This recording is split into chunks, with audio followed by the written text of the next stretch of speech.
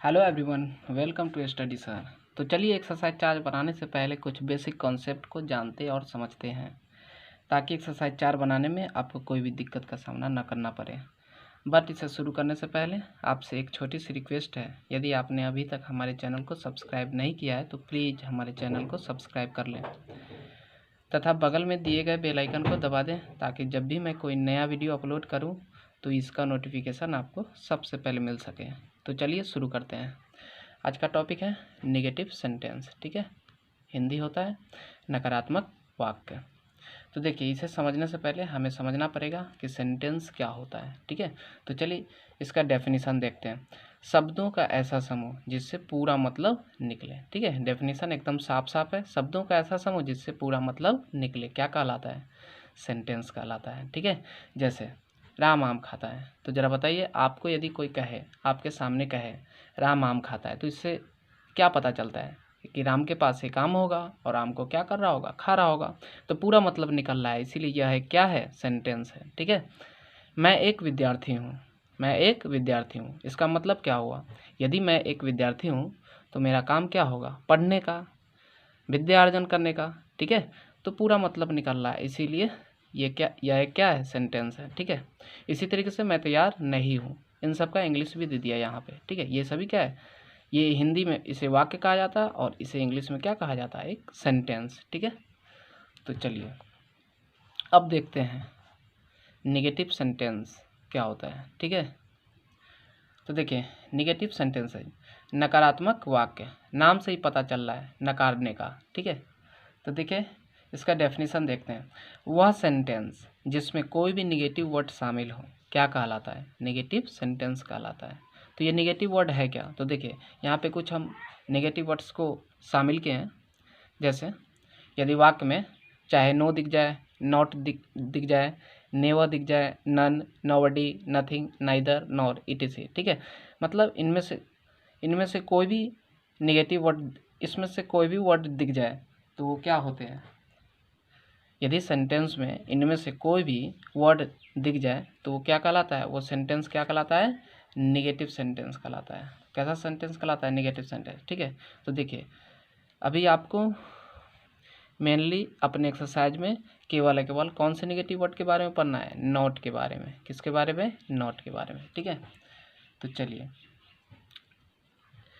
देखिए आगे negative sentence से हमें नहीं या अस्वीकृति भाव का पता चलता है। ठीक है, अस्वीकृति भाव का मतलब क्या होता है? स्वीकार न करने की अवस्था। जैसे देखिए क्या है यहाँ पे, मैं बुरा नहीं हूँ।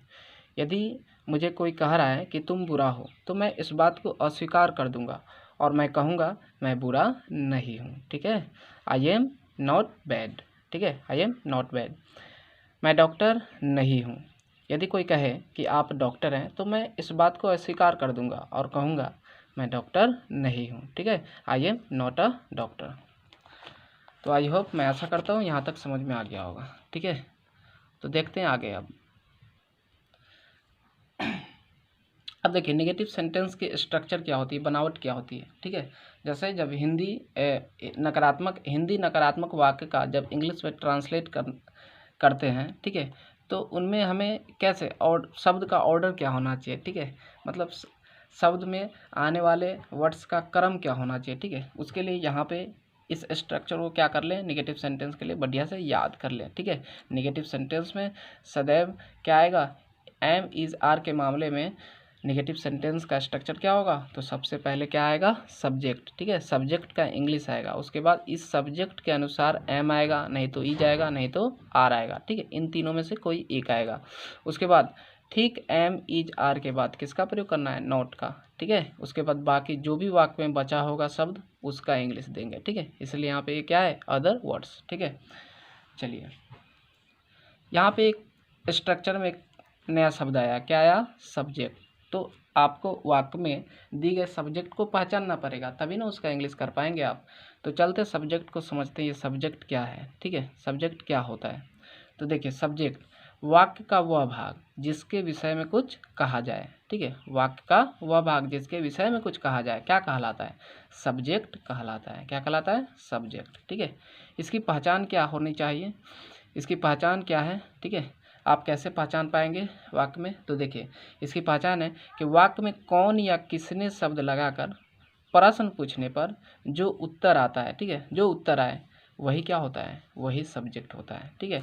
जैसे समझने के लिए एक एग्जाम्पल लेते हैं, ठीक है। हम लोग बेईमान नहीं हैं। इस हिंदी वाक्य में सब्जेक्ट को पहचानने के लिए आप इस वाक्य से एक प्रश्न करें। कैसे प्रश्न करें? तो कौन बेईमान नहीं है, ठीक है, इनसे मतलब इस वाक्य से प्रश्न कीजिए कि कौन बेईमान नहीं है, तो आंसर आएगा हम लोग। आंसर क्या आएगा? हम लोग। इसीलिए इस वाक्य में सब्जेक्ट कौन हो जाएगा? हम लोग हो जाएगा। कौन हो जाएगा? हम लोग। आई होप सब्जेक्ट पहचानने अब आ गया होगा, ठीक है। चलिए एक्सरसाइज 4 में आने वाले वाक्य की तरह कुछ वाक्य को देख लेते हैं जो पहले से हम सोल्व कर दिए यहाँ पे, ठीक है।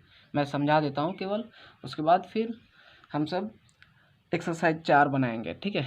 तो देखिए यहाँ पे क्या है, मैं बुरा नहीं हूँ, मैं बुरा नहीं हूँ। तो स्ट्रक्चर, सबसे पहले आपको ये स्ट्रक्चर को आप बढ़िया से याद कर लीजिएगा, ठीक है। Subject plus am, is, are plus not plus other words, ठीक है। तो देखिए सबसे पहले कौन आता है? सब्जेक्ट आता है। तो ज़रा बताइए, अब इस वाक्य में आप बिल्कुल पहचान पा रहे हैं कि सब्जेक्ट कौन है? मैं है।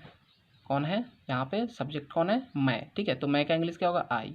अब देखिए स्ट्रक्चर में सब्जेक्ट के अनुसार एम आता, नहीं तो इज आता, नहीं तो आर आता, ठीक है, सब्जेक्ट के अनुसार। तो देखिए सब्जेक्ट क्या है? आई। आप सबको पहले से ही पता है, लगातार बनाते आ रहे हैं। आई के साथ किसका प्रयोग होता है? एम का। तो क्या आ गया? आई एम, ठीक है। उसके बाद नोट, ठीक, इज एम आर के बाद नोट लगाएंगे। तो यहाँ पे ये नकारात्मक वाक्य है, इसीलिए यहाँ पे कौन आएगा? नोट आएगा, ठीक है। तो क्या हो गया? आई एम नॉट बैड, ठीक है। आगे देखिए, तुम एक डाकिया नहीं हो। सबसे पहले सब्जेक्ट पहचानिए। सब्जेक्ट कौन है? तुम। कौन है? तुम। तो देखिए तुम का इंग्लिश क्या होगा? यू। अब देखिए यू के साथ किसका प्रयोग? आर का प्रयोग। अब ये नकारात्मक है तो आर के बाद क्या आ जाएगा? नॉट आ जाएगा, ठीक है। उसके बाद बचा क्या? कौन सा शब्द बचा? एक डाकिया। एक डाकिया का इंग्लिश क्या हो जाएगा? अ पोस्टमैन। अ पोस्टमैन। ओके, तो आज के लिए इतना ही। आज का क्लास कैसा लगा? यदि अच्छा लगा तो प्लीज़ दिल से लाइक करें और साथ ही साथ कमेंट करें ताकि मैं भी आपको समझ सकूं कि आपको समझ में आ रहा है। और जाते जाते एक बार फिर से कहना चाहूँगा कि यदि आप मेरे चैनल को सब्सक्राइब नहीं किया है तो प्लीज़ चैनल को सब्सक्राइब कर लें। ओके, तो फिर मिलते हैं अगले वीडियो में एक्सरसाइज 4 के साथ। तब तक के लिए मुस्कुराते रहिए, पढ़ते रहिए। Okay, bye bye, take care.